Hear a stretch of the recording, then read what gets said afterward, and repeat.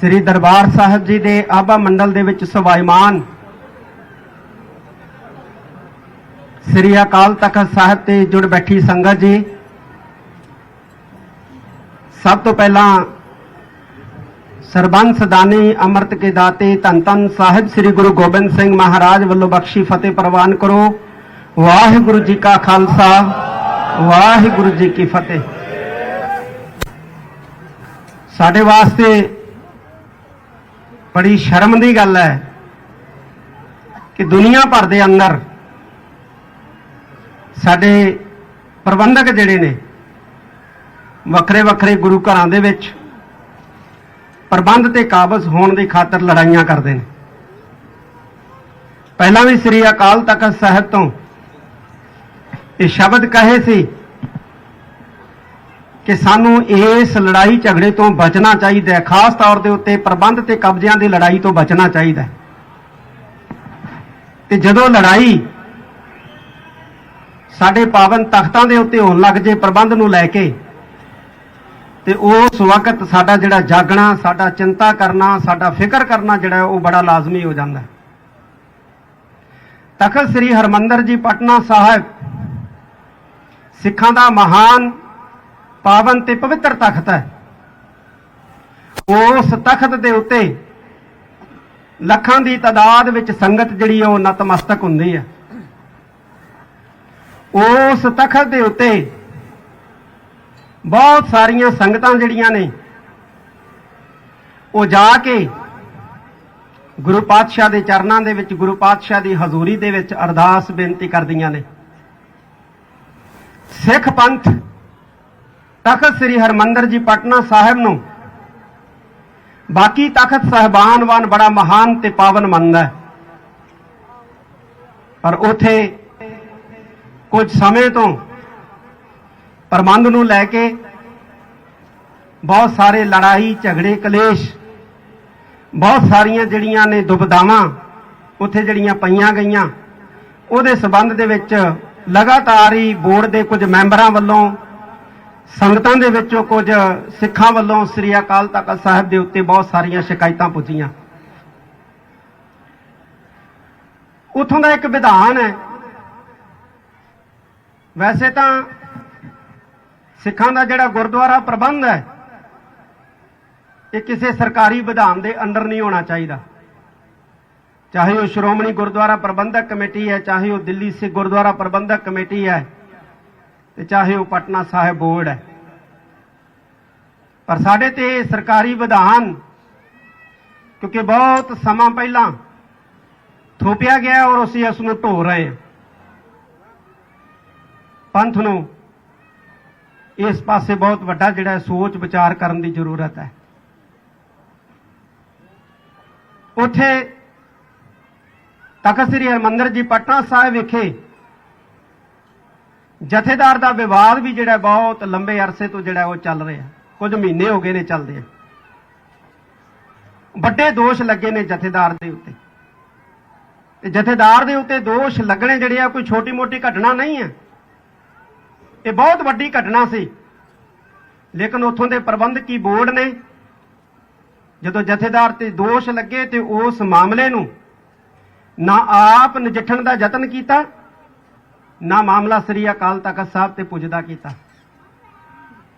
हालात इत्थों तक पहुंच गए कि उत्थे प्रबंध नूं लैके भी तलवारां खिंचियां जाण लगियां। इसलिए जदों कुछ मैंबरां ने श्री अकाल तख्त साहब नूं लिखती तौर दे उत्ते भेजिया कि इत्थे हालात जिहड़े ने वो चिंताजनक है, ते सारी बोर्ड दे मैंबरां नूं अज श्री अकाल तख्त साहिब ते पेश होने का हुक्म दिता सी। अज बोर्ड के सारे मैंबर श्री अकाल तख्त साहिब के उत्ते हाजिर है। इन्हां नूं कुछ सवाल पूछे गए सन ते इन्हां ने लिखती जवाब दिते, पर असीं जिहड़े इन्हां दे जवाब है वो संगत की हाज़री दे विच भी चाहुंदे। महेंद्र सिंह ते राजा सिंह जिहड़े जनरल सकत्तर बने ते महेंद्र सिंह जिहड़े प्रधान बने, ਅਸੀਂ ਸੰਗਤ ਦੇ ਵਿੱਚ ਇਹਨਾਂ ਨੂੰ ਪੁੱਛਣਾ ਚਾਹੁੰਦੇ ਹਾਂ ਕਿ ਜਦੋਂ ਸ੍ਰੀ ਅਕਾਲ ਤਖਤ ਸਾਹਿਬ ਤੋਂ ਇਹ ਹੁਕਮ ਗਿਆ ਕਿ ਉੱਥੋਂ ਦੋਨੋਂ ਹੀ ਜਥੇਦਾਰਾਂ ਨੂੰ ਬਾਹਰ ਕੀਤਾ ਜਾਏ, ਰਣਜੀਤ ਸਿੰਘ ਗੌਹਰ ਨੂੰ ਵੀ ਤੇ ਇਕਬਾਲ ਸਿੰਘ ਨੂੰ ਵੀ, ਇਹਨਾਂ ਨੇ ਇਕਬਾਲ ਸਿੰਘ ਨੂੰ ਤਖਤ ਸਾਹਿਬ ਤੋਂ ਬਾਹਰ ਕਰਨ ਦਾ ਜਿਹੜਾ ਯਤਨ ਜਿਹੜਾ ਹੈ ਉਹ ਬਿਲਕੁਲ ਵੀ ਨਹੀਂ ਕੀਤਾ, ਜਿਹੜਾ ਸਾਡੇ ਧਿਆਨ 'ਚ ਆਇਆ। ਔਰ ਸਾਡੇ ਧਿਆਨ 'ਚ ਇਹ ਵੀ ਆਇਆ ਕਿ 50 ਬੰਦੇ ਲੈ ਕੇ ਉਹਨੂੰ ਅੰਦਰ ਛੱਡਣ ਤੱਕ ਗਏ ਨੇ। ਇਹ ਸ੍ਰੀ ਅਕਾਲ ਤਖਤ ਸਾਹਿਬ ਦੇ ਹੁਕਮ ਦੀ ਉਲੰਘਣਾ ਹੈ। ਮਹਿੰਦਰ ਸਿੰਘ ਨੂੰ ਪੁੱਛਣਾ ਚਾਹੁੰਦੇ ਹਾਂ ਕਿ ਇਹ ਗਲਤੀ ਹੈ ਜਾਂ ਨਹੀਂ ਹੈ। ਮਾਈਕ ਦੇ ਵਿੱਚ ਦੱਸੋ ਕਿ ਜਦੋਂ ਸ੍ਰੀ ਅਕਾਲ ਤਖਤ ਸਾਹਿਬ ਤੋਂ ਹੁਕਮ ਗਿਆ ਹੈ ਕਿ ਰਣਜੀਤ ਸਿੰਘ ਨੂੰ ਤੇ ਇਕਬਾਲ ਸਿੰਘ ਨੂੰ ਦੋਨੋਂ ਨੂੰ ਜਿਹੜਾ ਹੈ ਤਖਤ ਸਾਹਿਬ ਦੇ ਪ੍ਰਬੰਧ ਤੋਂ ਬਾਹਰ ਕੀਤਾ ਜਾਏ ਤੇ ਉਹ ਉੱਥੇ ਸੇਵਾ ਨਿਭਾਉਂਦੇ ਰਹੇ, ਤੁਸੀਂ ਉਹਨਾਂ ਨੂੰ ਰੋਕਣ ਦਾ ਯਤਨ ਨਹੀਂ ਕੀਤਾ। ਕਿ ਇਹ ਤੁਹਾਡੀ ਗਲਤੀ ਹੈ ਜਾਂ ਨਹੀਂ ਹੈ? ਹਾਂ ਜਾਂ ਨਾ ਦੇ ਵਿੱਚ ਜਵਾਬ ਦੇਣਾ। ਮਾਈਕ ਤੇ ਬੋਲੋ। हाँ जी, पूरा ਹਾਂ ਜਾਂ ਨਾ ਦੇ ਵਿੱਚ ਜਵਾਬ ਦਿਓ। हाँ जी। ਦੂਸਰਾ, ਤੁਸੀਂ ਬੋਰਡ ਦੀ ਮੀਟਿੰਗ ਸੱਦੀ, ਉਸ ਮੀਟਿੰਗ ਦੇ ਵਿੱਚ ਤੁਸੀਂ ਪ੍ਰਧਾਨ ਬਣੇ, ਰਾਜਾ ਸਿੰਘ ਜਨਰਲ ਸੈਕਟਰ ਬਣਿਆ, ਇੱਕ ਤਨਖਾਹੀਏ ਨੂੰ ਸ਼ਾਮਲ ਕੀਤਾ ਤੁਸੀਂ। ਕੀ ਤਨਖਾਹੀਏ ਨੂੰ ਸ਼ਾਮਲ ਕਰਨਾ ਜਿਹੜਾ ਹੈ ਬੋਰਡ ਦੀ ਮੀਟਿੰਗ ਦੇ ਵਿੱਚ ਯੋਗ ਸੀ ਜਾਂ ਨਹੀਂ ਸੀ? ਦੱਸ। ਉਹ ਪੰਜ ਪਿਆਰਿਆਂ ਤੋਂ ਉਹਨਾਂ ਨੇ ਰਿਕੁਐਸਟ ਕੀਤਾ ਸੀ ਤਾਂ ਉਹਨਾਂ ਨੇ ਪੰਜ ਪਿਆਰਿਆਂ ਨੇ ਉਹਨਾਂ ਨੂੰ ਅਲਾਉ ਕੀਤਾ ਸੀ। ਇਹ ਕਿੱਡੀ ਸਥਿਤੀ ਹਾਸੋਹੀਣੀ ਹੈ ਕਿ ਇੱਕ ਵਿਅਕਤੀ ਨੂੰ ਪੰਜ ਪਿਆਰੇ ਸਾਹਿਬਾਨ ਤਨਖਾਹੀਆ ਕਰਾਰ ਦਿੰਦੇ ਨੇ, 11 ਦਿਨ ਦੀ ਉਹਨੂੰ ਸੇਵਾ ਲੱਗਦੀ ਹੈ ਤੇ ਬੋਰਡ ਦੀ ਪ੍ਰਧਾਨਗੀ ਲਈ ਮੀਟਿੰਗ ਹੁੰਦੀ ਹੈ ਤੇ ਕਿਹਾ ਜਾਂਦਾ ਹੈ ਕਿ ਪੰਜ ਪਿਆਰੇ ਸਾਹਿਬਾਨ ਨੇ ਉਹਨੂੰ 1 ਘੰਟੇ ਦੀ ਪਰਮਿਸ਼ਨ ਦਿੱਤੀ ਹੈ। ਕਿਸੇ ਤਨਖਾਹੀਏ ਨੂੰ 1 ਘੰਟੇ ਦੀ ਪਰਮਿਸ਼ਨ ਦੇਣਾ ਜਿਹੜਾ ਹੈ ਇਹ ਕਿਸ ਮਰਿਆਦਾ 'ਚ ਲਿਖਿਆ, ਕਿਸ ਵਿਧਾਨ ਦੇ ਵਿੱਚ ਲਿਖਿਆ? ਜਿਹੜਾ ਤਨਖਾਹੀਆ ਉਹ ਤਨਖਾਹੀਆ ਹੈ, ਜਿੰਨਾ ਚਿਰ ਉਹ ਸੇਵਾ ਪੂਰੀ ਨਹੀਂ ਕਰਦਾ ਉਸ ਨੂੰ ਜਿਹੜਾ ਹੈ ਉਹ ਮੀਟਿੰਗ ਦੇ ਵਿੱਚ ਸ਼ਾਮਲ ਕਰਨਾ। ਤੇ ਦੂਸਰਾ, ਪੰਜ ਪਿਆਰੇ ਸਾਹਿਬਾਨ ਦਾ ਕਿਤੇ ਕੋਈ ਲਿਖਤੀ ਨਹੀਂ ਹੈ ਕਿ ਮੀਟਿੰਗ 'ਚ ਸ਼ਾਮਲ ਹੋ ਸਕਦਾ ਹੈ। ਖੁਦ ਹਰਬੰਸ ਸਿੰਘ ਨੇ ਲਿਖਤੀ ਦਿੱਤਾ ਹੈ ਕਿ ਮੈਨੂੰ ਪੰਜ ਪਿਆਰੇ ਸਾਹਿਬਾਨ ਨੇ ਕੋਈ ਪਰਮਿਸ਼ਨ ਨਹੀਂ ਦਿੱਤੀ, ਨਾ ਹੀ ਮੈਂ ਮੰਗੀ ਜ਼ਰੂਰ ਸੀ ਲੇਕਿਨ ਉਹਨਾਂ ਨੇ ਕੋਈ ਮੈਨੂੰ ਪਰਮਿਸ਼ਨ ਨਹੀਂ ਦਿੱਤੀ। ਤੇ ਜਦੋਂ ਪੰਜ ਪਿਆਰੇ ਸਾਹਿਬਾਨ ਨੇ ਕੋਈ ਲਿਖਤੀ ਪਰਮਿਸ਼ਨ ਹੀ ਨਹੀਂ ਦਿੱਤੀ, ਹਾਲਾਂਕਿ ਲਿਖਤੀ ਪਰਮਿਸ਼ਨ ਵੀ ਜਿਹੜਾ ਕਿਸੇ ਤਨਖਾਹੀਏ ਨੂੰ ਇਹ ਮਰਿਆਦਾ ਦੀ ਉਲੰਘਣਾ ਹੈ, ਪਰ ਜਦੋਂ ਪੰਜ ਪਿਆਰੇ ਸਾਹਿਬਾਨ ਨੇ ਪਰਮਿਸ਼ਨ ਦਿੱਤੀ ਨਹੀਂ ਤੇ ਫਿਰ ਉਸ ਨੂੰ ਉਸ ਮੀਟਿੰਗ ਦੇ ਵਿੱਚ ਸ਼ਾਮਲ ਕਰਨਾ ਇਹ ਗਲਤੀ ਸੀ ਜਾਂ ਨਹੀਂ ਸੀ? ਪਰਮਿਸ਼ਨ ਦਿੱਤੀ ਹੈ ਜੀ, ਉਹਨਾਂ ਦਾ ਰਿਟਰਨ ਵਿੱਚ ਲਿਖਿਆ ਹੋਇਆ ਵਾ। ਕਿੱਥੇ ਆ? ਲਿਆਓ। ਤੁਹਾਨੂੰ ਦਿੱਤੀ ਆ ਉਹਦੇ ਵਿੱਚ ਪਰਮਿਸ਼ਨ ਮੰਗੀ ਹੈ? ਹਾਂ, ਉਹਨਾਂ ਦਿੱਤੀ ਵੀ ਆ ਪੰਜ ਪਿਆਰਿਆਂ ਨੇ। ਕਿੱਥੇ ਹੈ? ਲਿਆਓ। ਸੰਗਤ ਦੇ ਸਾਹਮਣੇ ਦਿਖਾਓ ਕਿੱਥੇ ਲਿਖਿਆ ਪੰਜ ਪਿਆਰੇ ਸਾਹਿਬਾਨ ਨੇ ਕਿ ਇੱਕ ਤਨਖਾਹੀਏ ਨੂੰ ਵੋਟ ਪਾਉਣ ਦੇ ਲਈ ਪਰਮਿਸ਼ਨ ਦਿੱਤੀ ਜਾਂਦੀ। ਉਹ ਦਿੱਤੀ ਆ, ਥੋੜੇ ਪੀਏ ਸਾਹਿਬ ਦੇ ਦਿੱਤੀ ਸੀਗੀ, ਉਹਨਾਂ ਨੂੰ ਤੁਹਾਨੂੰ ਦਿੱਤੀ ਆ ਉਹਨਾਂ ਨੇ। ਪੀਏ ਸਾਹਿਬ ਹਰਬੰਸ ਸਿੰਘ ਖੜਾ ਹੋਵੇ, ਮਾਈਕ ਫੜਾਓ ਇਹਨੂੰ।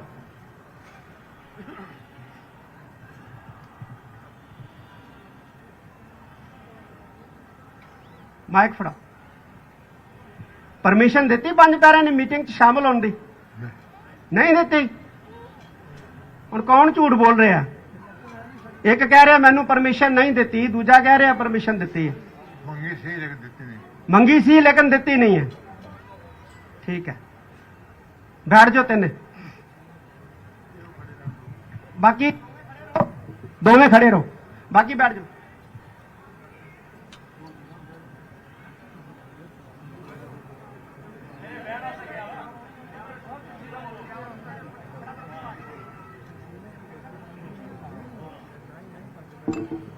ਮਹਿੰਦਰ ਸਿੰਘ, ਜੋ ਤੁਸੀਂ ਤਖਤ ਸਾਹਿਬ ਦੇ ਸਨਮੁਖ ਸੰਗਤ ਦੇ ਵਿੱਚ ਬਾਰ-ਬਾਰ ਦਾਅਵਾ ਕਰ ਰਹੇ ਹੋ ਕਿ ਲਿਖਤੀ ਪਰਮਿਸ਼ਨ ਦਿੱਤੀ ਹੈ, ਉਹ ਲਿਖਤੀ ਪਰਮਿਸ਼ਨ ਛੇਤੀ ਤੋਂ ਛੇਤੀ ਪੇਸ਼ ਕਰੋ। ਜਿੰਨੀ ਛੇਤੀ ਹੋ ਸਕਦੀ ਹੈ ਲਿਖਤੀ ਪਰਮਿਸ਼ਨ ਪੇਸ਼ ਕਰੋ। ਜੋ ਤੁਸੀਂ ਸੰਗਤ ਦੇ ਵਿੱਚ ਤਖਤ ਸਾਹਿਬ ਦੇ ਸਨਮੁਖ ਬਾਰ-ਬਾਰ ਦਾਅਵਾ ਕਰ ਰਹੇ ਹੋ ਉਹ ਪੇਸ਼ ਕਰੋ।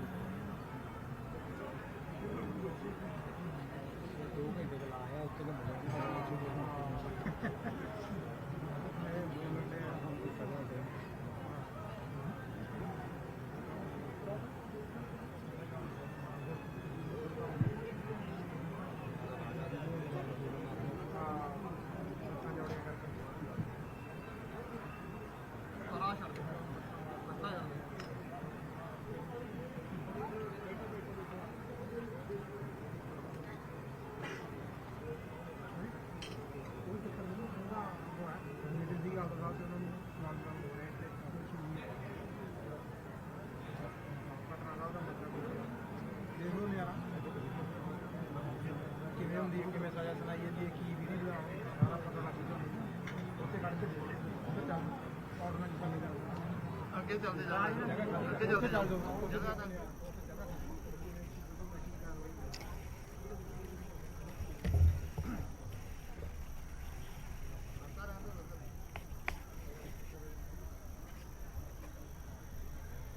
ਸ਼੍ਰੀ ਅਕਾਲ ਤਖਤ ਸਾਹਿਬ ਤੇ ਅੱਜ ਤਖਤ ਸ਼੍ਰੀ ਪਟਨਾ ਸਾਹਿਬ ਦੇ ਪ੍ਰਬੰਧਕੀ ਬੋਰਡ ਨੂੰ ਸੱਦਿਆ ਗਿਆ ਸੀ ਤੇ ਸੰਗਤ ਦੇ ਵਿਚਕਾਰ ਸਵਾਲ ਜਵਾਬ ਕੀਤੇ ਜਾ ਰਹੇ ਨੇ। ਜਥੇਦਾਰ ਸ਼੍ਰੀ ਅਕਾਲ ਤਖਤ ਸਾਹਿਬ ਗਿਆਨੀ ਹਰਪ੍ਰੀਤ ਸਿੰਘ ਨੇ ਸੰਗਤ ਦੇ ਵਿਚਕਾਰ ਸਵਾਲ ਜਵਾਬ ਕੀਤੇ ਨੇ ਪ੍ਰਬੰਧਕੀ ਬੋਰਡ ਨੂੰ।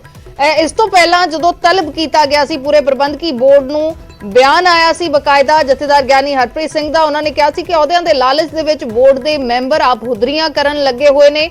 ਉਹਨਾਂ ਨੇ ਕਿਹਾ ਕਿ ਇਸ ਦੇ ਨਾਲ ਸਿੱਖ ਪੰਥ ਨੂੰ ਢਾਹ ਲੱਗੀ ਹੈ ਤੇ ਉਸੇ ਵੇਲੇ ਉਹਨਾਂ ਦੇ ਵੱਲੋਂ ਨਿਰਦੇਸ਼ ਦਿੱਤੇ ਗਏ ਕਿ ਗਿਆਨੀ ਰਣਜੀਤ ਸਿੰਘ ਗੌਹਰ ਤੇ ਗਿਆਨੀ ਇਕਬਾਲ ਸਿੰਘ ਦੋਵਾਂ ਨੂੰ ਜਥੇਦਾਰ ਦੇ ਅਹੁਦੇ ਤੋਂ ਲਾਂਭੇ ਕੀਤਾ ਜਾਂਦਾ ਹੈ ਤੇ ਨਾਲ ਹੀ ਉਹਨਾਂ ਨੇ ਇਹ ਵੀ ਨਿਰਦੇਸ਼ ਕੀਤੇ ਗਏ ਸੀ ਕਿ ਜਦੋਂ ਤੱਕ ਇਸ ਮਾਮਲੇ ਦੇ ਇਹ ਮਾਮਲਾ ਹੱਲ ਨਹੀਂ ਹੋ ਜਾਂਦਾ ਉਸ ਵੇਲੇ ਤੱਕ ਦੇ ਲਈ ਇਹਨਾਂ ਤੋਂ ਜਿਹੜਾ ਕੰਪਲੈਕਸ ਹੈ ਤਖਤ ਸ਼੍ਰੀ ਪਟਨਾ ਸਾਹਿਬ ਦਾ ਖਾਲੀ ਕਰਾਇਆ ਜਾਵੇ। ਲੇਕਿਨ ਅਜਿਹਾ ਨਹੀਂ ਹੋਇਆ। ਇਸ ਸੰਗਤ ਦੇ ਵਿਚਕਾਰ ਸਵਾਲ ਜਵਾਬ ਕੀਤੇ ਗਏ ਨੇ। ਸੰਗਤ ਦੇ ਵਿਚਕਾਰ ਸਵਾਲ ਪੁੱਛਿਆ ਗਿਆ ਕਿ ਇਹ ਜਿਹੜੇ ਨਿਰਦੇਸ਼ ਹੋਏ ਸੀ ਇਹਨਾਂ ਨੂੰ ਨੇਪਰੇ ਨਹੀਂ ਚਾੜਿਆ ਗਿਆ ਤਾਂ ਉਸ ਦੇ ਉੱਤੇ ਜਵਾਬ ਦਿੱਤਾ ਗਿਆ ਕਿ ਹਾਂ ਨਹੀਂ ਚਾੜਿਆ ਗਿਆ। ਤਾਂ ਸੰਗਤ ਦੇ ਵਿਚਕਾਰ ਸਵਾਲ ਜਵਾਬ ਹੋ ਰਹੇ ਨੇ।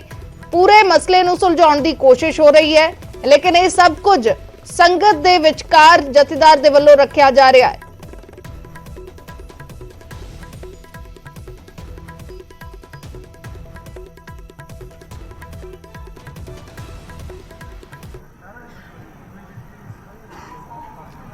ਤਖਤ ਸ਼੍ਰੀ ਪਟਨਾ ਸਾਹਿਬ ਤੇ ਲਗਾਤਾਰ ਜਥੇਦਾਰ ਦੇ ਅਹੁਦੇ ਨੂੰ ਲੈ ਕੇ ਵਿਵਾਦ ਵੇਖਣ ਨੂੰ ਮਿਲ ਰਿਹਾ ਹੈ ਪਿਛਲੇ ਲੰਬੇ ਸਮੇਂ ਤੋਂ ਤੇ ਵਿਵਾਦ ਵੱਧਦਾ ਇੱਥੇ ਤੱਕ ਪਹੁੰਚ ਗਿਆ ਕਿ ਪੰਜ ਪਿਆਰਿਆਂ ਦੇ ਵੱਲੋਂ ਗਿਆਨੀ ਰਣਜੀਤ ਸਿੰਘ ਗੌਹਰ ਨੂੰ ਪੰਥ ਚੋਂ ਬਾਹਰ ਕਰ ਦਿੱਤਾ ਗਿਆ, ਪੰਥ ਚੋਂ ਛੇਕ ਦਿੱਤਾ ਗਿਆ। ਉਸ ਤੋਂ ਬਾਅਦ ਉਹਨਾਂ ਨੂੰ ਅਹੁਦੇ ਤੇ ਬਹਾਲ ਵੀ ਕੀਤਾ ਗਿਆ ਦੂਸਰੀ ਧਿਰ ਦੇ ਵੱਲੋਂ। ਤੇ ਜਦੋਂ ਅਕਾਲ ਤਖਤ ਤੇ ਜਥੇਦਾਰਾਂ ਦੀ ਮੀਟਿੰਗ ਦੇ ਲਈ ਪਹੁੰਚਦੇ ਨੇ ਤਾਂ ਦਰਵਾਜ਼ੇ ਬੰਦ ਕਰ ਦਿੱਤੇ ਜਾਂਦੇ ਨੇ, ਉਹਨਾਂ ਨੂੰ ਐਂਟਰੀ ਨਹੀਂ ਦਿੱਤੀ ਜਾਂਦੀ ਤੇ ਪੂਰਾ ਵਿਵਾਦ ਮੀਡੀਆ 'ਚ ਲਗਾਤਾਰ ਚਰਚਾ ਦਾ ਵਿਸ਼ਾ ਬਣਿਆ ਹੋਇਆ ਹੈ। ਤੇ ਹੁਣ ਅਕਾਲ ਤਖਤ ਤੇ ਇਸ ਨੂੰ ਲੈ ਕੇ ਫੈਸਲਾ ਸੁਣਾਇਆ ਜਾ ਰਿਹਾ ਹੈ। ਰਾਜੀਵ ਸ਼ਰਮਾ ਸਾਡੇ ਸਹਿਯੋਗੀ ਫੋਨ ਲਾਈਨ ਤੇ ਜੁੜੇ ਹੋਏ ਨੇ। ਰਾਜੀਵ, ਪਟਨਾ ਸਾਹਿਬ ਦੇ ਪ੍ਰਬੰਧਕੀ ਬੋਰਡ ਨੂੰ ਤਲਬ ਕੀਤਾ ਹੋਇਆ ਸੀ, ਅੱਜ 10 ਚੋਂ 7 ਮੈਂਬਰ ਪਹੁੰਚੇ ਵੀ ਨੇ ਤੇ ਸਵਾਲ ਜਵਾਬ ਸੰਗਤ ਦੇ ਅੱਗੇ ਕੀਤੇ ਜਾ ਰਹੇ ਨੇ। ਕਿਵੇਂ ਦੇਖਿਆ ਜਾਵੇ ਇਸ ਸਭ ਨੂੰ ਤੇ ਅੱਜ ਕੀ ਇਸ ਪੂਰੇ ਵਿਵਾਦ ਨੂੰ ਲੈ ਕੇ ਕੋਈ ਫੈਸਲਾ ਸੁਣਾਇਆ ਜਾਏਗਾ? ਜੀ ਬਿਲਕੁਲ ਕੁਝ ਦੇਰ ਬਾਅਦ ਇਹ ਫੈਸਲਾ ਸੁਣਾਇਆ ਜਾ ਸਕਦਾ ਕਿਉਂਕਿ ਇਸ ਵੇਲੇ ਦੀਆਂ ਜਿਹੜੀਆਂ ਲਾਈਵ ਤਸਵੀਰਾਂ ਅਸੀਂ ਸਾਂਝੀਆਂ ਕਰ ਰਹੇ ਹਾਂ। ਕੁਝ ਦੇਰ ਪਹਿਲਾਂ ਅਕਾਲ ਤਖਤ ਸਾਹਿਬ ਦੇ ਜਥੇਦਾਰ ਨੇ ਸਖਤ ਸ਼ਬਦਾਂ ਦੇ ਵਿੱਚ ਤਾੜਨਾ ਵੀ ਕੀਤੀ ਔਰ ਉਹਨਾਂ ਨੇ ਇੱਕ ਜਿਹੜਾ ਸ਼ਬਦ ਦਾ ਇਸਤੇਮਾਲ ਕੀਤਾ ਕਿ ਪ੍ਰਬੰਧਾਂ ਦੇ ਕਬਜ਼ੇ ਨੂੰ ਲੈ ਕੇ ਜਿਹੜੀਆਂ ਲੜਾਈਆਂ ਹੁੰਦੀਆਂ ਨੇ ਉਸ ਦੇ ਨਾਲ ਪੰਥ ਦੇ ਵਿੱਚ ਦੁਵਿਧਾ ਵਾਲੀ ਸਥਿਤੀ ਬਣਦੀ ਹੈ। ਤੇ ਇਸ ਵੇਲੇ ਅਕਾਲ ਤਖਤ ਸਾਹਿਬ ਦੇ ਠੀਕ ਬਾਹਰ ਜਿਹੜੇ ਮੈਂਬਰ ਨੇ ਉਹ ਬੈਠੇ ਹੋਏ ਨੇ ਔਰ ਦੋ ਜਿਹੜੇ ਮੈਂਬਰ ਉਹ ਜਿਨ੍ਹਾਂ ਦੇ ਵਿੱਚ ਮਹਿੰਦਰ ਸਿੰਘ ਇੱਕ ਜੋ ਪ੍ਰਧਾਨ ਨੇ ਪ੍ਰਬੰਧਕੀ ਬੋਰਡ ਦੇ ਔਰ ਰਾਜਾ ਸਿੰਘ, ਦੋਵਾਂ ਨੂੰ ਇੱਕ ਸਵਾਲ ਕੀਤਾ ਗਿਆ ਕਿ ਆਖਿਰਕਾਰ ਤੁਸੀਂ ਜਦੋਂ ਅਕਾਲ ਤਖਤ ਸਾਹਿਬ ਤੋਂ ਇਹ ਹੁਕਮ ਕੀਤਾ ਗਿਆ ਕਿ ਗਿਆਨੀ ਇਕਬਾਲ ਸਿੰਘ ਜਾਂ ਫਿਰ ਗਿਆਨੀ ਰਣਜੀਤ ਸਿੰਘ ਗੌਹਰ ਦੇ ਵਿੱਚੋਂ ਕਿਸੇ ਨੂੰ ਵੀ ਜੋ ਹੈ ਪਟਨਾ ਸਾਹਿਬ ਦਾ ਜਥੇਦਾਰ ਨਹੀਂ ਲਗਾਇਆ ਜਾ ਸਕਦਾ ਤਾਂ ਤੁਸੀਂ ਕਿਸ ਜਿਹੜੀ ਤੁਹਾਡੇ ਕੋਲ ਐਸੀ ਕਿਹੜੀ ਤਾਕਤ ਸੀ ਜਾਂ ਕਿਹੜੀ ਐਸੇ ਇਖਤਿਆਰ ਸਨ ਜਿਨ੍ਹਾਂ ਦੀ ਤੁਸੀਂ ਵਰਤੋਂ ਕੀਤੀ? ਤਾਂ ਸਿੱਧੇ ਤੌਰ ਤੇ ਇਹ ਸਵਾਲ ਕੀਤਾ ਗਿਆ। ਔਰ ਇੱਕ ਬੜੀ ਅਸੀਂ ਕਹਿ ਸਕਦੇ ਕਿ ਹੋਰ ਦੁਵਿਧਾ ਵਾਲੀ ਗੱਲ ਇਹ ਬਣੀ ਕਿ ਜਿਹੜਾ ਪ੍ਰਬੰਧਕੀ ਬੋਰਡ ਹੈ ਉਹਨਾਂ ਵੱਲੋਂ ਇਹ ਗੱਲ ਕਹੀ ਗਈ ਕਿ ਇੱਕ ਜਿਹੜਾ ਮੈਂਬਰ ਸੀ ਜਿਸ ਨੂੰ ਬੋਰਡ ਦੇ ਵਿੱਚ ਸ਼ਾਮਲ ਕੀਤਾ ਗਿਆ ਉਸ ਨੂੰ ਅਕਾਲ ਤਖਤ ਸਾਹਿਬ ਜਾਂ ਪੰਜ ਪਿਆਰਿਆਂ ਵੱਲੋਂ ਪਹਿਲਾਂ ਤੋਂ ਤਨਖਾਹੀਆ ਕਰਾਰ ਦਿੱਤਾ ਜਾ ਚੁੱਕਾ। ਤਾਂ ਹੁਣ ਇਹ ਗੱਲ ਕਹੀ ਗਈ ਇਹਨਾਂ ਮੈਂਬਰਾਂ ਵੱਲੋਂ ਕਿ ਉਹਨਾਂ ਨੂੰ ਇੱਕ ਵਿਸ਼ੇਸ਼ ਪਰਮਿਸ਼ਨ ਜਿਹੜੀ ਹੈ ਉਹ ਪੰਜ ਪਿਆਰਿਆਂ ਵੱਲੋਂ ਦਿੱਤੀ ਗਈ ਸੀ ਕਿ ਉਹ ਮੀਟਿੰਗ ਦੇ ਵਿੱਚ ਸ਼ਾਮਲ ਹੋ ਸਕਦੇ ਨੇ। ਤਾਂ ਇਹ ਬੜੀ ਇੱਕ ਹਾਸੋਹੀਣੀ ਸਥਿਤੀ ਵਾਲਾ ਜਿਹੜਾ ਅਸੀਂ ਕਹਿ ਸਕਦੇ ਮਾਹੌਲ ਬਣਿਆ। ਜਥੇਦਾਰ ਗਿਆਨੀ ਹਰਪ੍ਰੀਤ ਸਿੰਘ ਨੇ ਵੀ ਇਹ ਗੱਲ ਕਹੀ ਕਿ ਆਖਿਰ ਕਿਸ ਤਰੀਕੇ ਦੇ ਨਾਲ, ਕਿਉਂਕਿ ਮਰਿਆਦਾ ਦੇ ਵਿੱਚ ਅਜਿਹੀ ਕੋਈ ਵੀ ਜਿਹੜੀ ਅਸੀਂ ਕਹਿ ਸਕਦੇ ਹਾਂ ਕਿ ਕੋਈ ਆਪਸ਼ਨ ਜਾਂ ਕੋਈ ਐਸਾ ਵਿਕਲਪ ਨਹੀਂ ਹੈ ਕਿ ਕਿਸੇ ਨੂੰ ਜਦੋਂ ਤਨਖਾਹੀਆ ਕਰਾਰ ਦਿੱਤਾ ਹੋਵੇ ਤਾਂ ਜਦੋਂ ਤੱਕ ਉਹ ਆਪਣੀ ਜਿਹੜੀ ਤਨਖਾਹ ਹੈ ਜਿਹੜੀ ਧਾਰਮਿਕ ਜੇਕਰ ਅਸੀਂ ਕਹੀਏ ਸਜ਼ਾ ਜਿਹੜੀ ਪੂਰੀ ਨਹੀਂ ਕਰਦਾ, ਜਦੋਂ ਤੱਕ ਤਖਤ ਸਾਹਿਬਾਨ ਵੱਲੋਂ ਉਹਨਾਂ ਨੂੰ ਮਾਫ ਨਹੀਂ ਕਰ ਦਿੱਤਾ ਜਾਂਦਾ ਉਦੋਂ ਤੱਕ ਉਹ ਕਿਸੇ ਵੀ ਜਿਹੜੀ ਉਹਨਾਂ ਨੂੰ ਸਜ਼ਾ ਸੁਣਾਈ ਗਈ ਹੈ ਕੋਈ ਕਿਸੇ ਵੀ ਧਾਰਮਿਕ ਸਮਾਗਮ ਕਿਸੇ ਵੀ ਬੈਠਕ ਦੇ ਵਿੱਚ ਹਿੱਸਾ ਨਹੀਂ ਲੈ ਸਕਦੇ। ਤਾਂ ਹੁਣ ਇਹ ਦਾਅਵਾ ਕੀਤਾ ਕਿ ਮੈਂਬਰਾਂ ਵੱਲੋਂ ਕਿ ਲਿਖਤੀ ਪਰਮਿਸ਼ਨ ਜਿਹੜੀ ਪੰਜ ਪਿਆਰਿਆਂ ਨੇ ਦਿੱਤੀ ਸੀ। ਤਾਂ ਹੁਣ ਅਕਾਲ ਤਖਤ ਸਾਹਿਬ ਦੇ ਜਥੇਦਾਰ ਵੱਲੋਂ ਇਹਨਾਂ ਨੂੰ ਸਮਾਂ ਦਿੱਤਾ ਗਿਆ ਕਿ ਤੁਸੀਂ ਸੰਗਤ ਦੇ ਵਿੱਚ ਇਹ ਵੱਡਾ ਦਾਅਵਾ ਬਾਰ-ਬਾਰ ਕਰ ਰਹੇ ਹੋ ਤਾਂ ਇਸ ਦਾਅਵੇ ਨੂੰ ਸਾਬਿਤ ਕਰਨ ਦੇ ਲਈ ਜੇਕਰ ਤੁਹਾਨੂੰ ਲਿਖਤੀ ਪਰਮਿਸ਼ਨ ਮਿਲੀ ਸੀ ਤਾਂ ਉਸ ਦੀ ਕੋਈ ਕਾਪੀ ਜਿਹੜੀ ਹੈ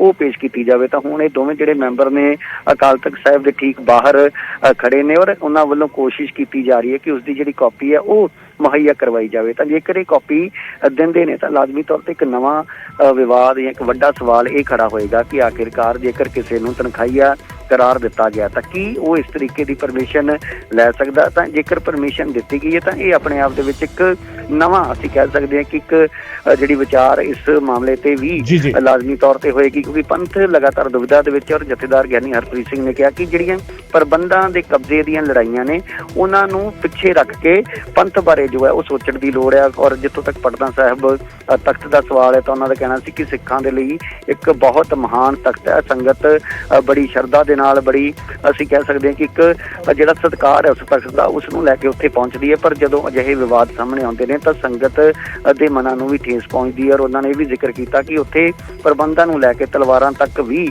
ਚੱਲੀਆਂ, ਜੋ ਕਿ ਬਹੁਤ ਮੰਦਭਾਗਾ ਹੈ। ਤਾਂ ਹੁਣ ਜਿਹੜੇ ਦੋ ਜਥੇਦਾਰਾਂ ਦੇ ਨਾਮ ਲਏ ਜਾ ਰਹੇ ਗਿਆਨੀ ਇਕਬਾਲ ਸਿੰਘ ਔਰ ਗਿਆਨੀ ਰਣਜੀਤ ਸਿੰਘ ਗੌਹਰ, ਤਾਂ ਉਹਨਾਂ ਦੋਵਾਂ ਨੂੰ ਜੋ ਹੈ ਅਹੁਦੇ ਤੋਂ ਹਟਾਇਆ ਗਿਆ ਸੀ। ਔਰ ਉਹ ਅਹੁਦੇ ਤੋਂ ਹਟਾਏ ਜਾਣ ਤੋਂ ਬਾਅਦ ਅਕਾਲ ਤਖਤ ਵੱਲੋਂ ਸਖਤ ਨਿਰਦੇਸ਼ ਵੀ ਦਿੱਤੇ ਗਏ ਸਨ, ਪਰ ਉਹਨਾਂ ਨਿਰਦੇਸ਼ਾਂ ਨੂੰ ਤਾਕ ਤੇ ਰੱਖ ਕੇ ਗਿਆਨੀ ਇਕਬਾਲ ਸਿੰਘ ਨੂੰ ਇਸ ਜਿਹੜਾ ਨਵਾਂ ਬੋਰਡ ਬਣਾਇਆ ਗਿਆ ਉਹਨਾਂ ਵੱਲੋਂ ਜਿਹੜਾ ਪਟਨਾ ਸਾਹਿਬ ਦਾ ਜਥੇਦਾਰ ਥਾਪ ਦਿੱਤਾ ਜਾਂਦਾ। ਔਰ ਉਸ ਤੋਂ ਬਾਅਦ ਇਹ ਵਿਵਾਦ ਖੜਾ ਹੁੰਦਾ। ਤਾਂ ਇਸੇ ਕਰਕੇ ਹੀ ਅਕਾਲ ਤਖਤ ਸਾਹਿਬ ਦੇ ਜਥੇਦਾਰ ਵੱਲੋਂ ਤੁਰੰਤ ਇਸ ਮਾਮਲੇ ਦਾ ਨੋਟਿਸ ਲੈਂਦਿਆਂ ਇੱਕ ਜਿਹੜਾ ਪੱਤਰ ਹੈ ਉਹ ਭੇਜਿਆ ਗਿਆ ਸੀ ਔਰ ਅੱਜ ਦੇ ਦਿਨ ਇਹਨਾਂ ਨੂੰ ਤਲਬ ਕੀਤਾ ਗਿਆ ਸੀ। ਤਾਂ ਹੁਣ ਕਾਰਵਾਈ ਜਿਹੜੀ ਉਹ ਜਾਰੀ ਹੈ, ਕਿਉਂਕਿ ਮੀਟਿੰਗ ਵੀ ਪਹਿਲਾਂ ਹੋਈ ਔਰ ਮੀਟਿੰਗ ਦੇ ਵਿੱਚ ਅਕਾਲ ਤਖਤ ਸਾਹਿਬ ਦੇ ਜਥੇਦਾਰ ਦਾ ਕਹਿਣਾ ਸੀ ਕਿ ਮੀਟਿੰਗ 'ਚ ਜੋ ਵੀ ਸਵਾਲ ਜਵਾਬ ਹੋਏ ਉਹ ਅਸੀਂ ਸੰਗਤ ਦੇ ਸਾਹਮਣੇ ਜ਼ਰੂਰ ਇਹਨਾਂ ਤੋਂ ਪੁੱਛਾਂਗੇ, ਤਾਂ ਕਿ ਸੰਗਤ ਦੇ ਮਨਾਂ ਦੇ ਵਿੱਚ ਜਿਹੜੀ ਦੁਵਿਧਾ ਲਗਾਤਾਰ ਵੱਧਦੀ ਜਾ ਰਹੀ ਹੈ ਉਹਨਾਂ ਨੂੰ ਇਹ ਸਮਝਾਇਆ ਜਾ ਸਕੇ ਕਿ ਇਹ ਲੋਕ ਆਪਣੀਆਂ ਮਨਮਰਜ਼ੀਆਂ ਦੇ ਨਾਲ ਅਜਿਹੇ ਫੈਸਲੇ ਲੈਂਦੇ ਨੇ ਜਿਸ ਦੇ ਨਾਲ ਸੁਨੇਹਾ ਸੰਗਤ ਦੇ ਵਿੱਚ ਜ਼ਰੂਰ ਗਲਤ ਜਾਂਦਾ। ਤਾਂ ਹਾਲੇ ਵੀ ਕਾਰਵਾਈ ਜਾਰੀ ਹੈ ਔਰ ਕੁਝ ਦੇਰ ਬਾਅਦ ਜੇਕਰ ਇਹ ਉਸ ਚਿੱਠੀ ਨੂੰ ਪੇਸ਼ ਕਰਦੇ ਨੇ ਉਸ ਬਾਰੇ ਵੀ ਘੋਖ ਕੀਤੀ ਜਾਏਗੀ। ਆਖਿਰਕਾਰ ਪੰਜ ਪਿਆਰਿਆਂ ਦੇ ਉੱਪਰ ਕਿਸੇ ਤਰ੍ਹਾਂ ਦਾ ਕੋਈ ਸਿਆਸੀ ਦਬਾਅ ਸੀ ਜਾਂ ਫਿਰ ਉਹਨਾਂ ਵੱਲੋਂ ਇਹ ਜਿਹੜੀ ਚਿੱਠੀ ਹੈ ਇਹ ਮਨਜ਼ੂਰੀ ਹੈ ਜਿਸ ਦੀ ਗੱਲ ਕਹੀ ਜਾ ਰਹੀ ਉਹ ਕਿਉਂ ਦਿੱਤੀ। ਤਾਂ ਇਹ ਇੱਕ ਨਵੀਂ ਅਸੀਂ ਕਹਿ ਸਕਦੇ ਨਵੇਂ ਵਿਵਾਦ ਨੂੰ, ਜੇਕਰ ਇਹ ਚਿੱਠੀ ਇਸ ਤਰੀਕੇ ਦੀ ਕੋਈ ਸਾਹਮਣੇ ਆਉਂਦੀ ਤਾਂ ਨਵਾਂ ਵਿਵਾਦ ਇਸ ਨੂੰ ਲੈ ਕੇ ਛਿੜ ਸਕਦਾ ਹੈ। ਜੀ ਪਰਵਿੰਦਰ, ਬਿਲਕੁਲ ਜਿਸ ਤਰੀਕੇ ਰਾਜੀਵ ਤੁਸੀਂ ਕਹਿ ਰਹੇ ਹੋ ਔਰ ਜੋ ਦੱਸ ਰਹੇ ਹੋ ਇਸ ਵੇਲੇ, ਤਾਂ ਇਹ ਮੰਨਿਆ ਜਾਵੇ ਰਾਜੀਵ ਕਿ ਇਹ ਸਿਰਫ ਇੱਕ ਵਿਵਾਦ ਦਾ ਖਾਤਮਾ ਨਹੀਂ ਹੈ, ਇਹ ਵਿਵਾਦ ਦੀ ਸੀਰੀਜ਼ ਸ਼ੁਰੂ ਹੋ ਸਕਦੀ ਹੈ। ਕਿਉਂਕਿ ਜੇਕਰ ਚਿੱਠੀ ਪੇਸ਼ ਕੀਤੀ ਜਾਂਦੀ ਹੈ, ਜੇਕਰ ਉਹ ਹੁਕਮ ਦਸਤਾਵੇਜ਼ੀ ਤੌਰ ਤੇ ਦਿਖਾਇਆ ਜਾਂਦਾ ਹੈ ਕਿ ਪੰਜ ਪਿਆਰਿਆਂ ਵੱਲੋਂ ਇਜਾਜ਼ਤ ਮਿਲ ਗਈ ਸੀਗੀ, ਤਾਂ ਉਸ ਦੇ ਨਾਲ ਇੱਕ ਨਵਾਂ ਵਿਵਾਦ ਸ਼ੁਰੂ ਹੋ ਜਾਵੇਗਾ।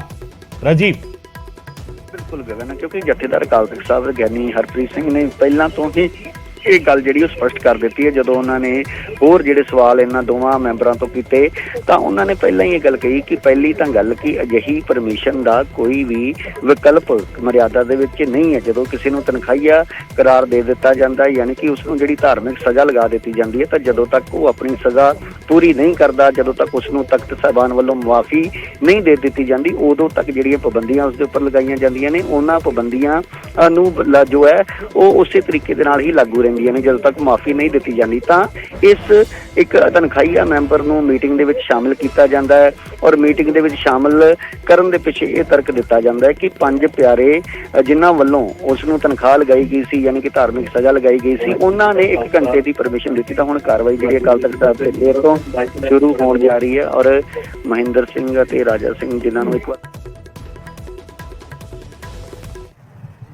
ਇਹ ਜੋ ਤੁਸੀਂ ਹੁਕਮਨਾਮੇ ਦੀ ਕਾਪੀ ਪੰਜ ਸਿੰਘ ਸਾਹਿਬਾਨ ਕੋਲ ਪੇਸ਼ ਕੀਤੀ ਹੈ ਜੀ, ਇਹਦੇ ਵਿੱਚ ਲਿਖਿਆ ਹੋਇਆ ਕਿ ਸਾਹਿਬ ਸ੍ਰੀ ਗੁਰੂ ਗੋਬਿੰਦ ਸਿੰਘ ਜੀ ਮਹਾਰਾਜ ਜੀ ਦੇ ਪ੍ਰਕਾਸ਼ ਪੁਰਬ ਨੂੰ ਮੁੱਖ ਰੱਖਦਿਆਂ ਹੋਇਆਂ ਤੁਹਾਨੂੰ ਪ੍ਰਬੰਧਕ ਕਮੇਟੀ ਵਿੱਚ ਬੈਠਣ ਦੀ ਪ੍ਰਵਾਨਗੀ ਦਿੱਤੀ ਜਾਂਦੀ ਹੈ।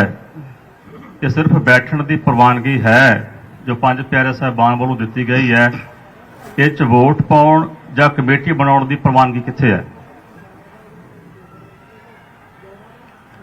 ਇਹ ਕਾਪੀ ਸਿਰਫ ਗੁਰਪੁਰਬ ਦੇ ਸਬੰਧ ਵਿੱਚ ਜਦ ਕਿ ਮਰਿਆਦਾ ਮੁਤਾਬਕ ਜਦ ਤੱਕ ਤਨਖਾਹੀਆ ਤਨਖਾਹ ਪੂਰੀ ਕਰਕੇ ਅਰਦਾਸ ਨਹੀਂ ਕਰਵਾਉਂਦਾ ਔਰ ਲਿਖਤੀ ਤੌਰ ਤੇ ਪੰਜ ਪਿਆਰੇ ਸਾਹਿਬਾਨ ਨੂੰ ਜਾਣੂ ਨਹੀਂ ਕਰਵਾਉਂਦਾ, ਉਹਨਾਂ ਚਿਰ ਉਹਨੂੰ ਕਿਸੇ ਵੀ ਪੰਥਕ ਕਾਰਜ ਵਿੱਚ ਸ਼ਾਮਲ ਨਹੀਂ ਕੀਤਾ ਜਾ ਸਕਦਾ।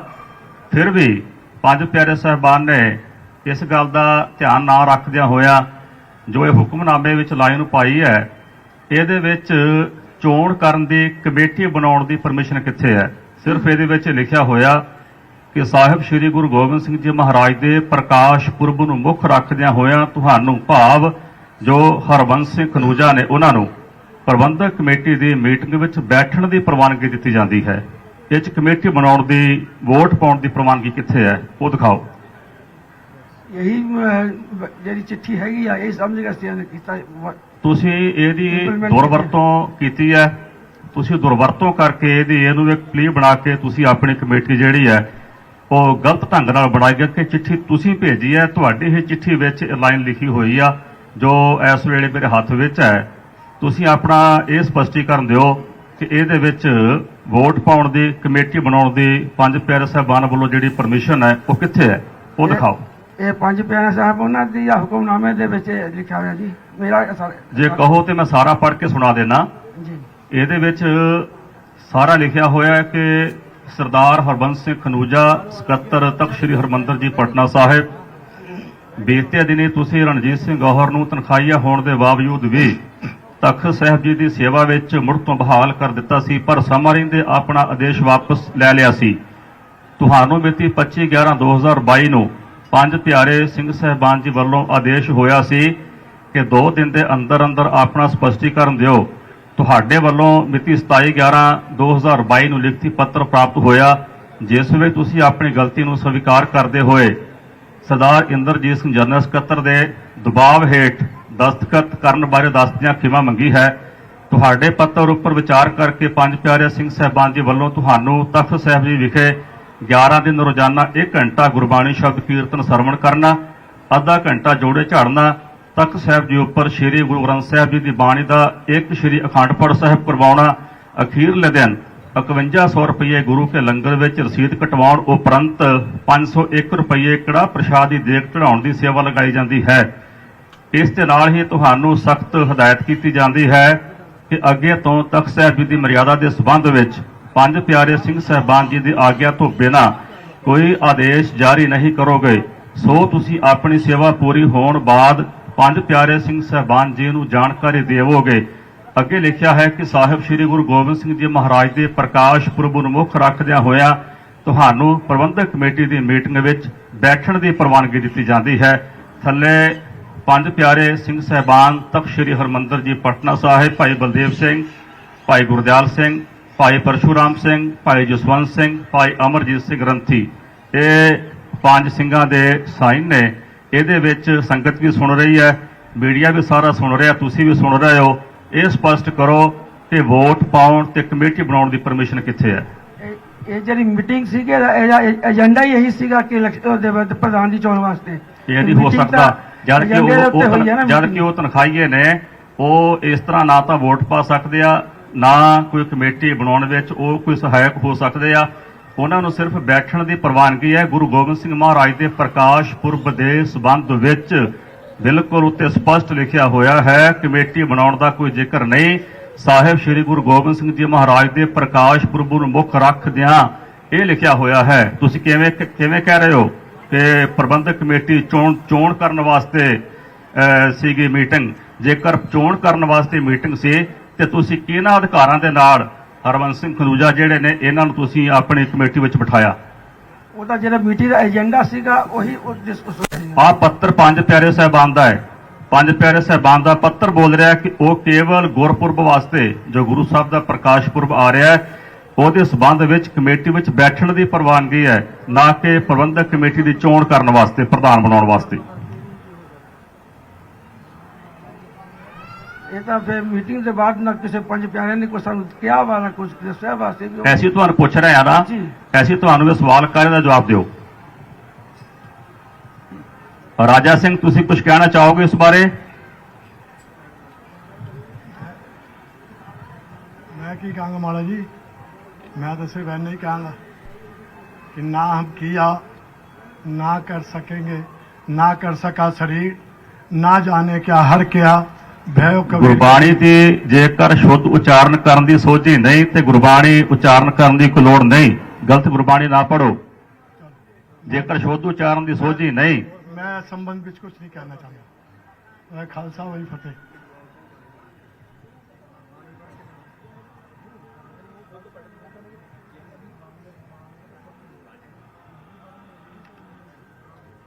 ਰਾਜਾ ਸਿੰਘ, ਜੋ ਇਕਬਾਲ ਸਿੰਘ ਹੋਰਾਂ ਨੂੰ ਇੱਕ ਸੁਰੱਖਿਆ ਛਤਰੀ ਤਹਿਤ ਤੁਸੀਂ ਤਖ਼ਤ ਸ੍ਰੀ ਹਰਿਮੰਦਰ ਜੀ ਪਟਨਾ ਸਾਹਿਬ ਵਿਖੇ ਅੰਦਰ ਲੈ ਕੇ ਗਏ ਹੋ, ਜਿਹਨੂੰ ਮਹਿੰਦਰ ਸਿੰਘ ਹੋਰਾਂ ਨੇ ਮੰਨਿਆ, ਮਾਈਕ ਤੇ ਸੰਗਤ ਦੇ ਸਾਹਮਣੇ ਮੰਨਿਆ, ਤੁਸੀਂ ਇਸ ਗੱਲ ਨੂੰ ਸਵੀਕਾਰ ਕਰਦੇ ਹੋ?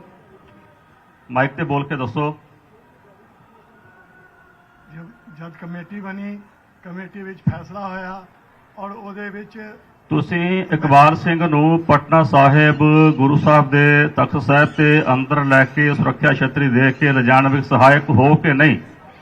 ਮੈਂ ਸਭ ਦੇ ਨਾਲ ਗਿਆ। ਅਕਾਲ ਤਖ਼ਤ ਸਾਹਿਬ ਤੋਂ ਹੋਏ ਆਦੇਸ਼ ਦੇ ਬਾਵਜੂਦ ਵੀ ਤੁਸੀਂ ਸ਼੍ਰੀ ਅਕਾਲ ਤਖ਼ਤ ਸਾਹਿਬ ਦੇ ਹੁਕਮਾਂ ਦੀ ਉਲੰਘਣਾ ਕੀਤੀ ਕਿ ਨਹੀਂ ਕੀਤੀ? ਤੁਸੀਂ ਇਕਬਾਲ ਸਿੰਘ ਨੂੰ ਤਖ਼ਤ ਸਾਹਿਬ ਦੇ ਅੰਦਰ ਲੈ ਕੇ ਗਏ ਕਿ ਨਹੀਂ ਗਏ? ਅਕਾਲ ਤਖ਼ਤ ਸਾਹਿਬ ਤੋਂ ਕੋਈ ਐਸਾ ਹੁਕਮਨਾਮਾ ਨਹੀਂ ਗਿਆ ਕਿ ਉਹ ਇਕਬਾਲ ਸਿੰਘ ਨੂੰ ਅੰਦਰ ਲੈ ਕੇ ਨਹੀਂ ਜਾਣਾ। ਉਹਨਾਂ ਕੋਲ ਨਿਆਲੇ ਦਾ ਆਦੇਸ਼ ਸੀ, ਨਿਆਲੇ ਦੇ ਆਦੇਸ਼ ਦੇ ਆਲੋਕ ਵਿੱਚ ਉਹਨਾਂ ਨੂੰ ਲੈ ਕੇ ਗਏ। ਜਦੋਂ ਸ਼੍ਰੀ ਅਕਾਲ ਤਖ਼ਤ ਸਾਹਿਬ ਤੋਂ ਆਦੇਸ਼ ਜਾਰੀ ਕੀਤਾ ਗਿਆ ਕਿ ਇਹ ਦੋਨੋਂ ਕੰਪਲੈਕਸ ਤੋਂ ਬਾਹਰ ਕੀਤੇ ਜਾਣ, ਤੁਸੀਂ ਕਿਵੇਂ ਕਹਿ ਰਹੇ ਹੋ ਕਿ ਸਾਨੂੰ ਆਦੇਸ਼ ਨਹੀਂ ਆਇਆ ਕੋਈ?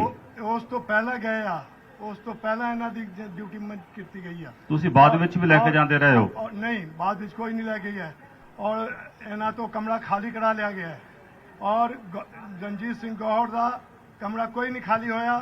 ਉਹਨਾਂ ਕੋਲ ਉਹ ਲਗਾਤਾਰ ਉਹਨਾਂ ਕੋਲ ਅਜੇ ਵੀ ਸੁਰੱਖਿਆ ਗਾਰਡ ਉਹਨਾਂ ਕੋਲ ਸਾਰੇ ਕਮਰੇ ਮੁੱਲ ਕੇ ਬੈਠੇ ਨੇ। ਜਦ ਆਦੇਸ਼ ਤਖ਼ਤ ਸਾਹਿਬ ਤੋਂ ਗਿਆ, ਸ਼੍ਰੀ ਅਕਾਲ ਤਖ਼ਤ ਸਾਹਿਬ ਤੋਂ ਗਿਆ, ਤੇ ਤੁਸੀਂ ਇਕਬਾਲ ਸਿੰਘ ਹੋਰਾਂ ਨੂੰ ਸੇਵਾ ਕਰਨ ਤੋਂ ਰੋਕਿਆ ਕਿ ਨਹੀਂ ਰੋਕਿਆ?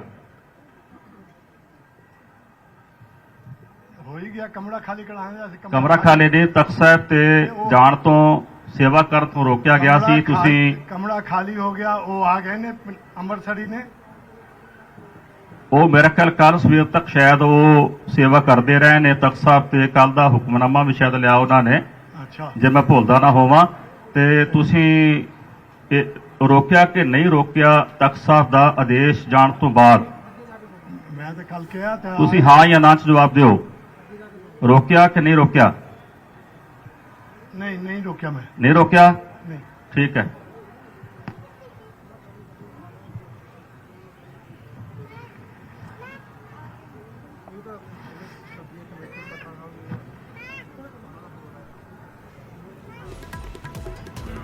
ਸੋ ਕਾਰਵਾਈ ਇਸ ਵੇਲੇ ਚੱਲ ਰਹੀ ਹੈ ਸ੍ਰੀ ਅਕਾਲ ਤਖਤ ਸਾਹਿਬ ਤੇ। ਰਣਜੀਤ ਸਿੰਘ ਤੇ ਇਕਬਾਲ ਸਿੰਘ ਨੂੰ ਬਾਹਰ ਕਿਉਂ ਨਹੀਂ ਰੋਕਿਆ ਗਿਆ? ਸ੍ਰੀ ਅਕਾਲ ਤਖਤ ਦੇ ਹੁਕਮ ਦੀ ਉਲੰਘਣਾ ਕੀਤੀ ਗਈ ਹੈ, ਆਦੇਸ਼ ਦੀ ਉਲੰਘਣਾ ਕੀਤੀ ਗਈ ਹੈ। ਤਨਖਾਹੀਏ ਨੂੰ ਬੋਰਡ ਮੀਟਿੰਗ ਦੇ ਵਿੱਚ ਸ਼ਾਮਿਲ ਕਿਉਂ ਕੀਤਾ?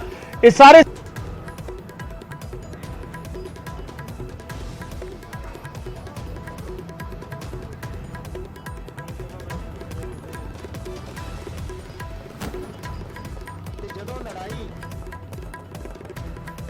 ਪਾਵਨ ਤਖਤਾਂ ਦੇ ਉੱਤੇ ਹੋਣ ਲੱਗ ਜੇ ਪ੍ਰਬੰਧ ਨੂੰ ਲੈ ਕੇ, ਤੇ ਉਸ ਵਕਤ ਸਾਡਾ ਜਿਹੜਾ ਜਾਗਣਾ, ਸਾਡਾ ਚਿੰਤਾ ਕਰਨਾ, ਸਾਡਾ ਫਿਕਰ ਕਰਨਾ ਜਿਹੜਾ ਉਹ ਬੜਾ ਲਾਜ਼ਮੀ ਹੋ ਜਾਂਦਾ।